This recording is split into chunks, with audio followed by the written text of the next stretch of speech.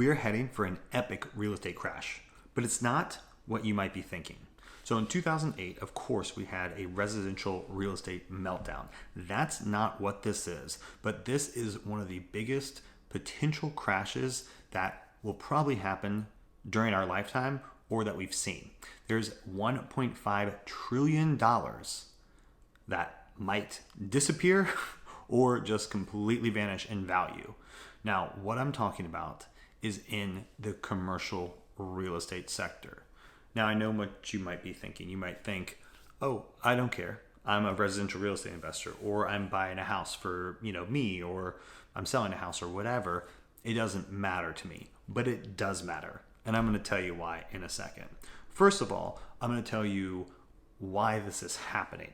So not only has Charlie Munger come out and said that there's going to be a commercial real estate crash, and let me remind you, these boys, Charlie Munger and Warren Buffett, do not dabble in future predictions. They have made it clear for 7,000 years. I think that's how long they've been alive. They've made it clear for 7,000 years that they do not do future projections.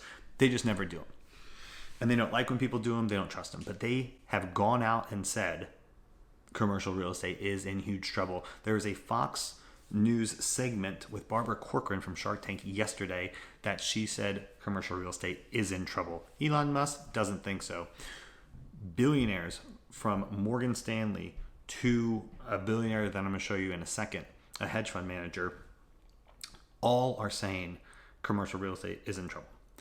And WeWork is probably one of the first huge victims of this. There's an article that came out last week, but it's been really trending now, that says WeWork is potentially going to close up shop because they cannot afford to do leasing and to keep their business model alive. They just can't afford it anymore.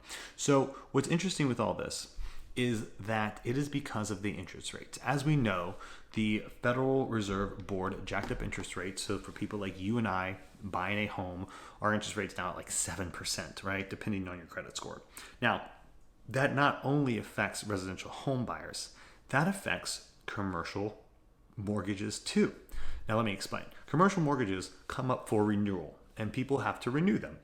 And they renew at different years.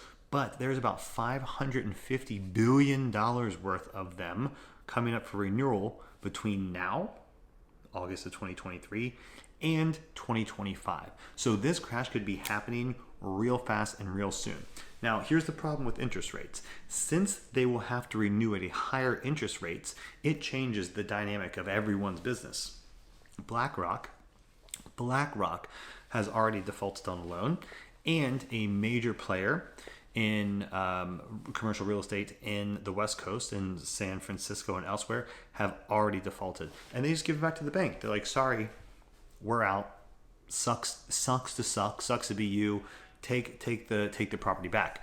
The problem with that is you can say, okay, great, whatever. They're just going to give properties back and that'll be that. Problem with that is it devalues people's commercial value by they think got anywhere from 40 to 70%. So everyone that owns commercial real estate is going to be down in retail sectors. It's going to be down 40 to 70%. That's huge. But what's worse is that there are banks that own about 70% of these commercial loans. So 70% of these portfolios, of the portfolio in these banks, are potentially just going to be wiped out. Now, there was a reorganization in the financial system around 2008. And when that happened, people like Warren Buffett, and there's a famous documentary on Netflix that said the next crash is going to be worse. Now, the banking system, hitting the banking system, that is what I'm particularly looking at as something that could be the big downfall for this, and could have ripple effects to everybody. Because if the banks aren't getting any money from 70% of their portfolios, they're not going to be able to lend out money to real estate investors like us, or to HELOCs, or for creative loans, or for DSCR loans, or any of these kind of tools in our toolbox of real estate investors that we use. So it is something to definitely look at and to definitely kind of hone in on.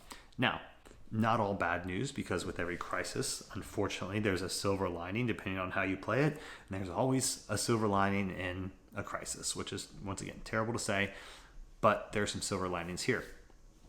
If you're bullish and wanted to buy a commercial real estate asset in the next year, you might have a fire sale on your hands. So you might be able to allocate some of your money into that. I'm not sure about how opportunity zones work. I'm not sure about how 1031 exchanges work. I mean, I know a general topical, enough to have a conversation, but I don't know exactly how they work in terms of the qualifications of that. But that might be something in your toolbox that you can use to buy a commercial real estate asset. Furthermore, industrial seems to be doing pretty well. If anything, there's a general growth trend in that.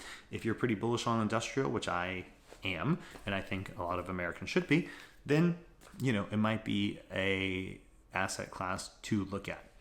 Furthermore, I think what we've all seen over the last little while is keeping dry cash is always great, and to free up some of your cash is always great too. So this is all culminating right now, and it's pretty wild. It is pretty wild. I wanted to make sure I hit on everything.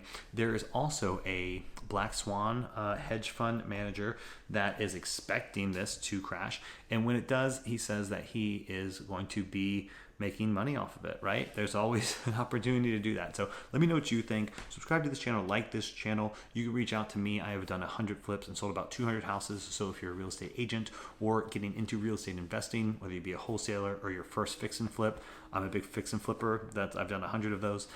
So you can come to me with any questions. And if you need financing, I might not do it personally, but I know people that are really good private financiers that I can maybe do an introduction to you as well. Why would I do this? Will I make money off of it? No, of course not. Why would I do it? Because I like talking about this kind of stuff, and I like having a vast, huge network of other real estate investors, because the people that are around you and you surround yourself with are the most important people for your success. So if I have more successful people around me, and if they're in my day-to-day, if they're close enough to text me questions and I'm close enough to text them questions, I can learn from someone that's done 1/10 of the projects I have, right? Because they're all different. Everything's different. So I can still learn from that. So it's about the network. It's about growing the network. That's why I'll answer any questions. Anyway, like and subscribe to this channel. Send this to a friend. Talk to you soon.